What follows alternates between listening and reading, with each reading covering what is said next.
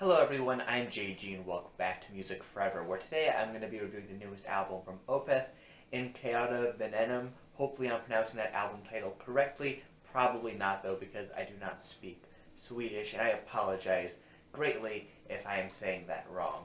But that aside, yes, today I'm going to be reviewing the newest album from Opeth.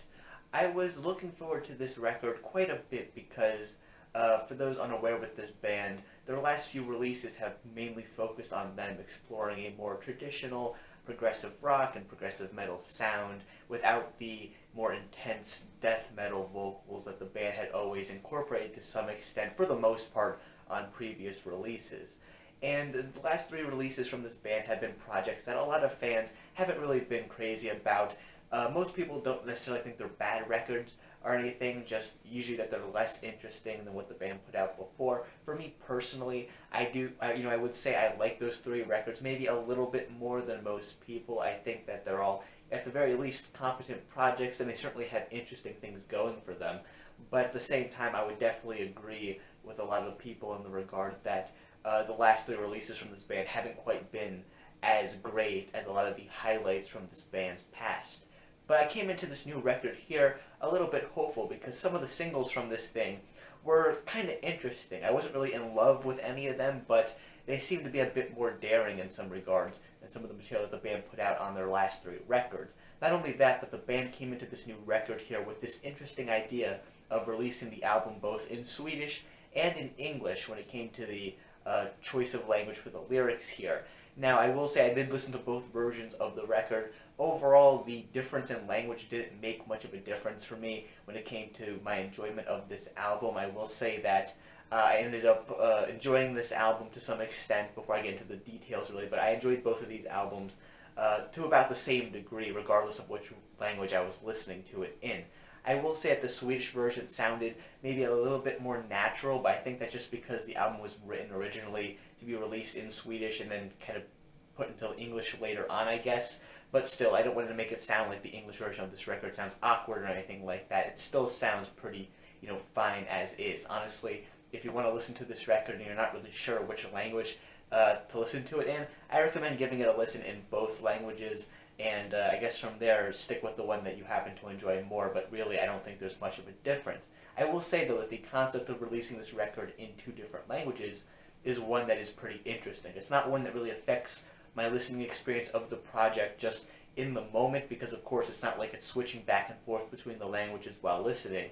But I do think still it's a kind of interesting idea, especially considering that this band, after, as long as it's been that they've been making music, have kind of put out a full record in their native tongue. I just think it's a pretty neat idea, and it's kind of a breath of fresh air on this new album, if you will. It's one of those things that makes this album stand out in some regards compared to the band's previous releases, and especially the last three releases from this band, considering that this record, much like those projects, kind of feels like it's an album in the very same vein as those. Once again, here on this new record, the band isn't really playing around with the heavier sounds that they've been known for in the past.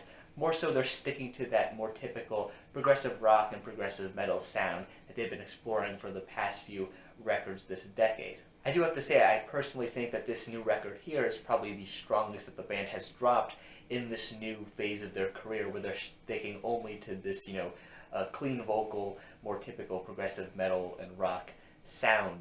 I just think overall this new record here, it's probably just a bit more daring than their previous three releases. That's not to say that those albums, didn't have their own unique quirks and personality traits that made them kind of stand out.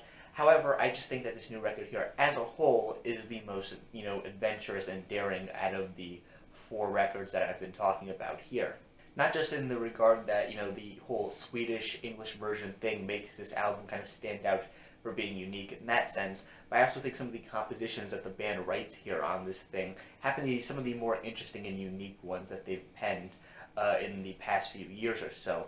I will say, though, that I am kind of slightly disappointed in the fact that while there are some moments here on this project that, as I've kind of mentioned already, are the most interesting that the band has put on record in the past few years or so, I still feel to some extent like the band is sticking maybe a bit too closely to, the tired and true formulas and traits that you would come to expect in your more typical progressive rock and metal sounding record. This record overall isn't really one that, breaks away enough, I guess you could say, from those tropes for me to really enjoy it, a ton, I guess. Overall, I do like this record, but I'm not quite in love with it as a result of that. This record is the closest the band has come over their past few to breaking away from that more typical sound and making something really unique and worth hearing, but they're not quite there completely yet. It's a step in the right direction for sure, but again, they're not quite there. For me personally, some of the highlights on this record include the track Heart in Hand, and by the way, I am going to be using the English names for all the tracks here on the record, though I'm not necessarily talking just about the English versions. I just don't want to butcher any more Swedish because, as I mentioned previously, I do not speak that language and I'm just going to butcher it. So yeah, I'm sticking to English here. But Heart in Hand, back to that track, I think it's one of the highlights here. When I reviewed this as a single, I praised the fact that the song had many different ideas kind of being pulled together under this one track that were all very different sounding, but they were pulled together in a way that felt really cohesive and nice. I like the fact that you have some faster paced moments here on this track that are also kind of put together with some slower sections too.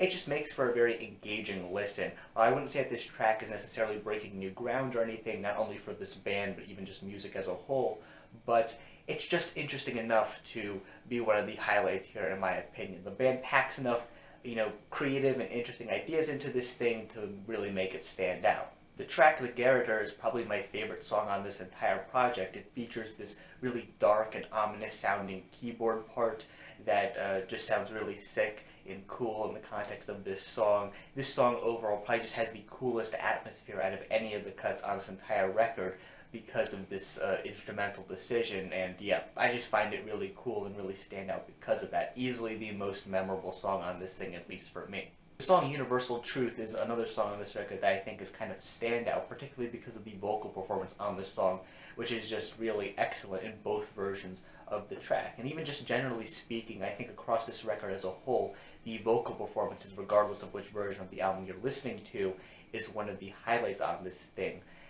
While this new era of Opeth has kind of been defined by the lack of aggressive death metal vocals, personally for me, I still do like the clean vocals that the band has always incorporated into their music, and I've liked the vocals quite a bit on the band's last few releases. And on this record, it's really no exception. In fact, as I've been saying, I think the vocals are one of the strongest things here on this project. You don't have any, menacing death growls. You have some really powerful vocal performances that are just really captivating, and it's clear a lot of emotion and passion and effort were put into making them sound as powerful and impactful as the band wanted them to be on this project, once again, regardless of which version of the album you're listening to. Overall, I really wouldn't say that there are any cuts on this record that I outright dislike or anything. I just think there's some songs on this thing that happen to be a bit less interesting than others, particularly towards the middle of this project. Really, the run of tracks from The Next of Kin up through Charlatan are just kind of forgettable, I guess you could say, at least compared to some of the stronger moments on this project that I mentioned previously. All the performances on these tracks are fine.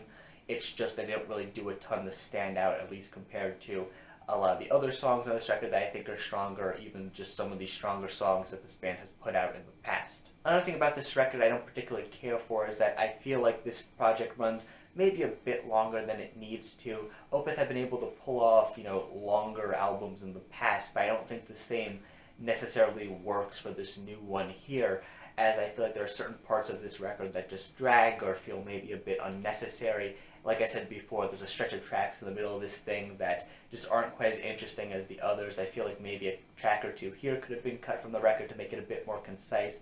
And then the opening track to this record as well, which really isn't a fully fleshed out song. It's just kind of this atmospheric piece to get you hyped up for the rest of the record, which isn't, I guess, much of a problem on its own, but it goes on for like 3.5 minutes, and it just doesn't need to be that long in my opinion. Like at most, this only needed to be like 30 seconds and probably could have been worked into the first track on this thing, or I guess the second track on this thing, in order to make it just a bit more concise and to the point, and just less waste of my time, I guess you could say, because that's really what I was thinking when listening to this opening track on repeated listens. It just felt like it was wasting my time before it can get to the rest of the record, which, well, like I said before, there are certain tracks on the rest of the record that were particularly exciting to me. It was all, significantly more exciting to listen to than this opening track, which was just, really boring, at least to me. So overall, this new Opeth record is one that I kind of have complicated feelings towards. On the one hand, I like the fact that the band seems to have come the closest that they ever have to, as I said before, breaking away from a lot of the more typical tropes and traditions present in a lot of classic, progressive rock and metal that the band has obviously been pulling a lot of inspiration from on their last few releases. However, they don't quite get far enough away from it here on this thing to really be where I hope that they would be at this point. They're kind of in this weird middle ground where they managed to write some tracks on this thing that I find really entertaining and exciting and interesting, but at the same time there's a good amount of material on this thing that I find just be either okay or average or just a bit forgettable at worst too. There's nothing on this record that's really, a pain to listen to or terrible or anything. I think the opening track to this thing, that really extended atmospheric intro, is probably the worst that the album gets, just, just because it's so pointless in my opinion, as I explained before, but even that isn't, like the worst song I've heard this year or anything. It's far from that still. Overall, I think this is a pretty decent record, one that you're a fan of this band, if you're a fan of rock music, is worth checking out to some extent, especially if you are invested in Opeth and the direction that their career has been heading in recent years. But if you don't really fall into either of those groups, I'm not sure if this record will do a ton for you. But yeah, that is just my own personal opinion when it comes to this record. If you happen to disagree, that's perfectly fine. In fact, feel free to leave your own thoughts on this album in the comment section down below. And while you're down there, make sure you also leave a like on the video and subscribe to the channel for more music-related content, things like album reviews, track reviews, things of that sort. Once again, guys, thank you for watching, and stay golden.